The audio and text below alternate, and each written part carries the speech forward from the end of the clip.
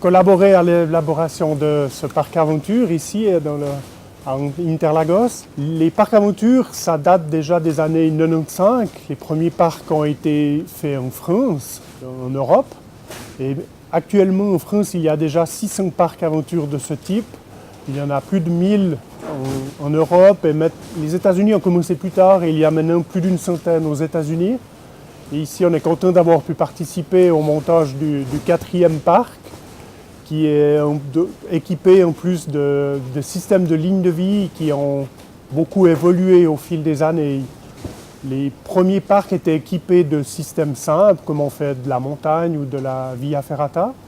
Et petit à petit, on s'est rendu compte que c'était une clientèle tout public qui venait dans les parcs, pas forcément des gens qui ont l'habitude d'utiliser ce genre de matériel, qu'il fallait leur apprendre à utiliser un harnais, à utiliser des mousquetons, et puis qu'il y avait toujours un risque que les personnes se décrochent et qu'elles n'étaient plus assurées.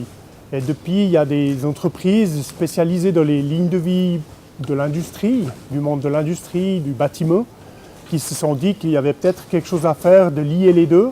Et il y a des systèmes qui ont été inventés pour ne plus permettre le décrochage justement quand on pratique cette activité.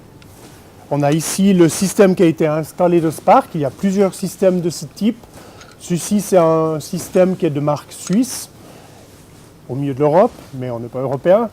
Et puis, ce système permet de se crocher au départ quand on commence à pratiquer l'activité et de plus jamais être décroché, et c'est plus possible de se décrocher. Donc, une fois que la poulie a été insérée dans le câble, elle ne peut plus quitter le câble. Et tout au long du parcours, on a des pièces spéciales qui permettent le passage de la poulie. Jusqu'à la fin du parcours, comme ceci, la personne jamais ne peut être décrochée, ce qui évite grandement un risque d'accident.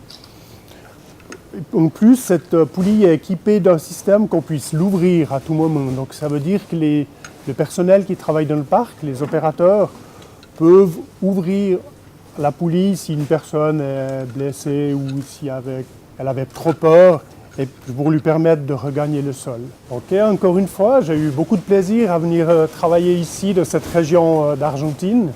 L'endroit est magnifique.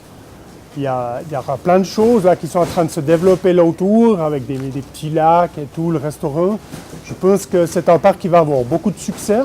Il n'est pas trop loin d'endroits un peu où il y a du monde, des villes. L'endroit est vraiment très très joli avec les petits animaux. Et c'est une activité qui se développe beaucoup dans ce pays. On a vu le grand succès des 2 parcs qu'on a déjà participé, celui de San Rafael, EK San Rafael, et le parc de Tigre, EK Tigre, qui ont vraiment beaucoup de succès.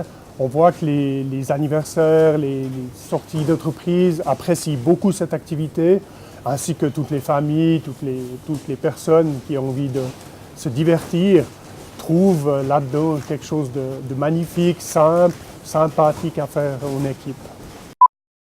De plus, j'encourage vraiment tout le monde à venir pratiquer cette activité. C'est un sport, il ne faut pas avoir peur de la hauteur. Hein. C'est vraiment, les parcs sont faits avec plusieurs niveaux de difficulté, de 1 à 5. Donc tout le monde peut y trouver son plaisir. Les débutants, les enfants peuvent commencer par un niveau qui est seulement à 3 mètres du sol.